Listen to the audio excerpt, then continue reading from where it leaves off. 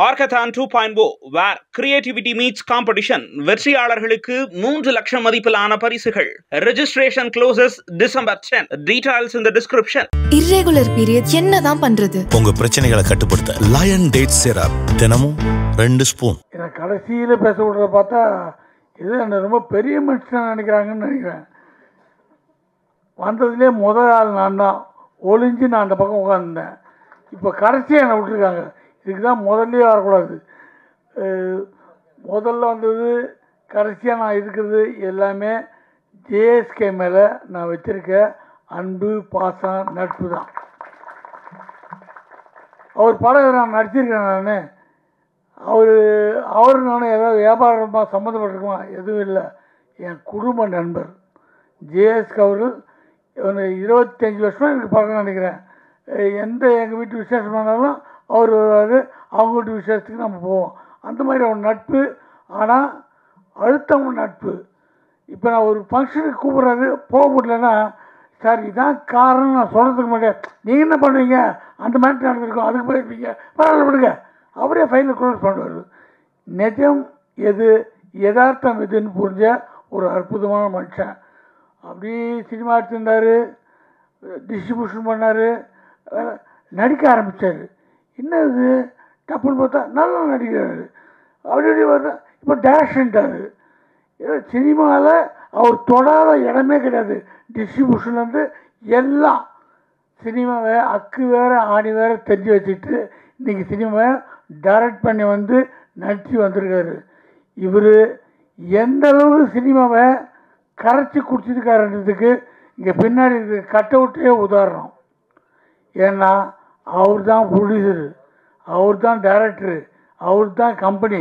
அவர் போட்டோவை எவ்வளோ பெருசு வச்சுருக்கலாம், போட்டோவே காணும். இதுலேருந்து தெரிய அனுபவம். நம்ம போட்டோவை இப்போவே பெருசாக வச்சா மற்றவங்களுக்கு சார் போட்டோ இப்போயே பெருசாக வைக்கிறாரு, அப்புறம் பெருசு பண்ணிட்டாருன்னா நம்மளை தூக்கிடுவார். இதெல்லாம் வரும். உள்ள மனசு சைடாக ஓடும். நம்ம இப்போ தான் பெருசு வச்சோம், அடுத்து கட் அவுட் வச்சுருவோம், இப்படின்னு நம்ம மேலே ஆசை வரும்னு. அதுவே கிடையாது. ஜேஎஸ்கே எங்கே இருக்காரு தேடுறாங்களெல்லாம் கணு தேட வச்சிடல. முதல்ல விளம்பர பிரியர் இல்லைன்றத தெரியப்படுத்தல. அதுவே ஒரு ஆரோக்கியமான விஷயம். அவர்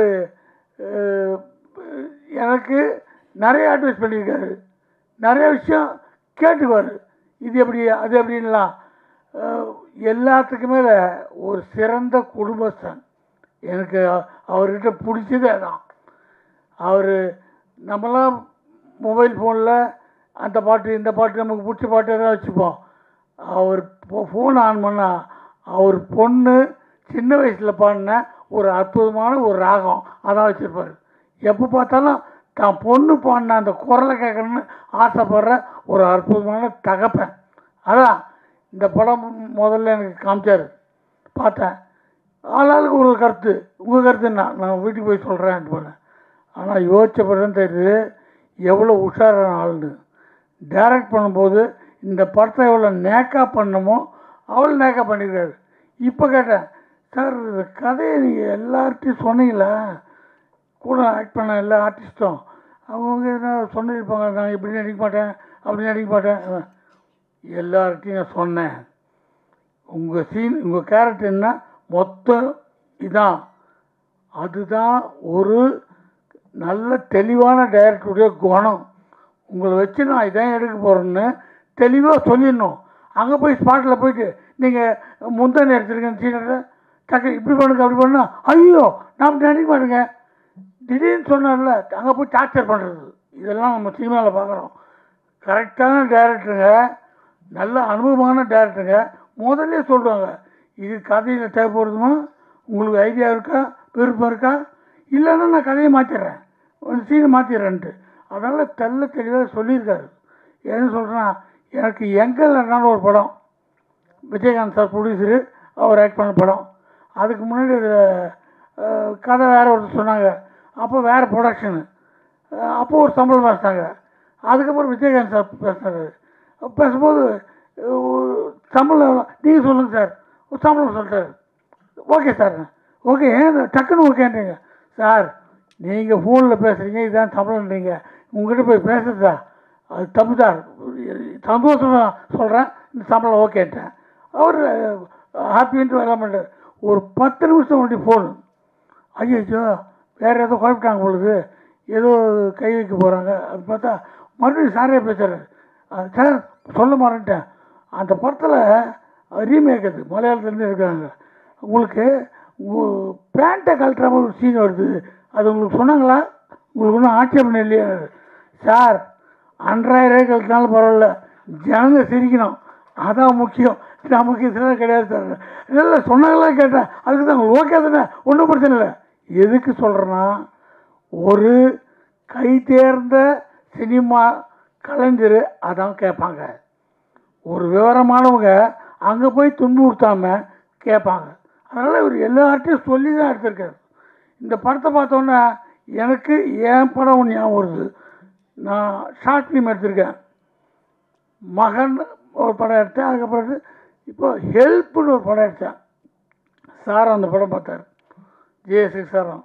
அந்த படத்தில் கதை எழுதிட்டு இந்த கதை எடுக்கணுமா நம்ம, அந்த கதை என்னென்னா அதை நான் என் ஃப்ரெண்ட்ஸுக்கிட்ட சொல்ல முடியாது, என் அசிஸ்டன்ட்கிட்ட சொல்ல முடியாது, என் பொண்டாட்டிக்கிட்டேயும் சொல்ல முடியாது, என் பசங்கிட்ட சொல்ல முடியாது.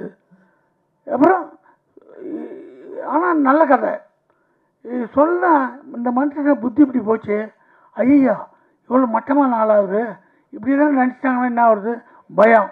ஆனால் நல்ல கதை. யோசித்தேன், 1 மாதம் யோசிக்கிறேன், கதை எழுதிட்டேன், எடுக்கலாமா வேணாமா எடுக்கலாமா வேணாம்னு.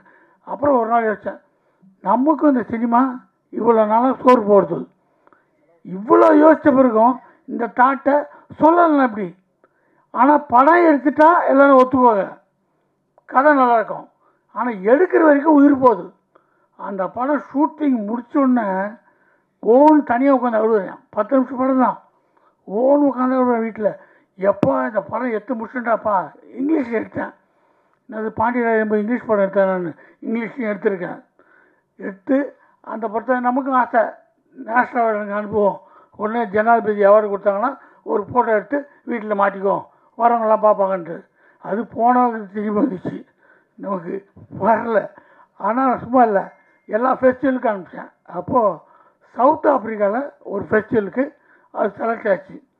அவன் சவுத் ஆஃப்ரிக்காவில் நீ விருப்பம் வந்து வா நான் ஃபெஸ்டிவலுக்கு, ஏன் விடுவானோன்ட்டு நான் சவுத் ஆஃப்ரிக்காவுக்கும் போயிட்டு வந்தேன் அந்த படத்தை.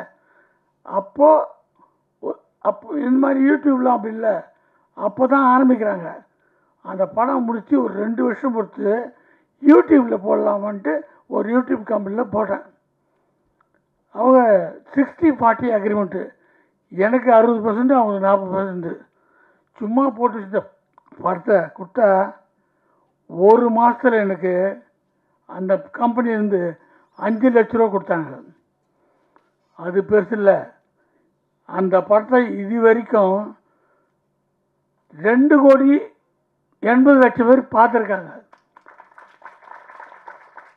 ஆனால் இந்த படத்தில் இருக்க மாதிரியே அந்த கதையை சொல்லும் போது எனக்கு அவ்வளோ டென்ஷன் இருக்குது. எடுத்த உடனே பார்த்தா என்ன தாட்டியா எப்படி வந்துச்சு, படம் பார்த்தவங்களும் அழுகுறாங்க.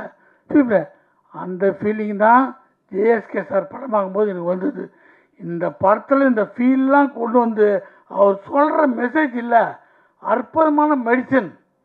ஒரு சமுதாயத்துக்கு தேவையான ஒரு ஆம்பளைகளுக்கும் பொம்பளைகளுக்கும் அவசியம் தெரிஞ்சுக்கொண்ட விஷயம்.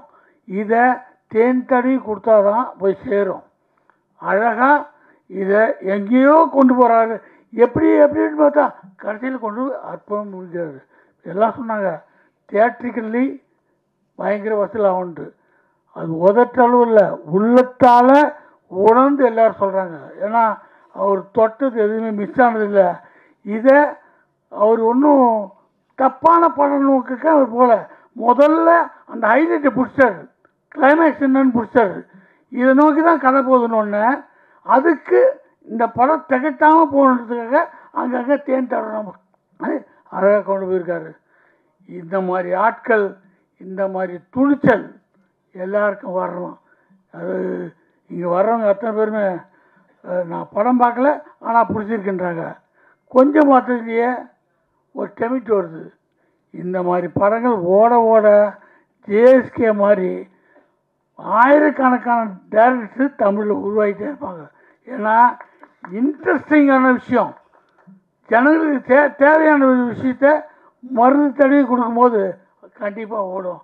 அவருக்கு எல்லாத்துலேயும் அனுபவம், படத்தை எப்படி ரிலீஸ் பண்ணணும், எந்த தேட்டரில் ரிலீஸ் பண்ணணும், எல்லா அனுபவத்தையும் அனுபவம் கொள்வதெல்லாம் மொத்தமாக போட்டு ரிலீஸ் பண்ண போகிறாரு.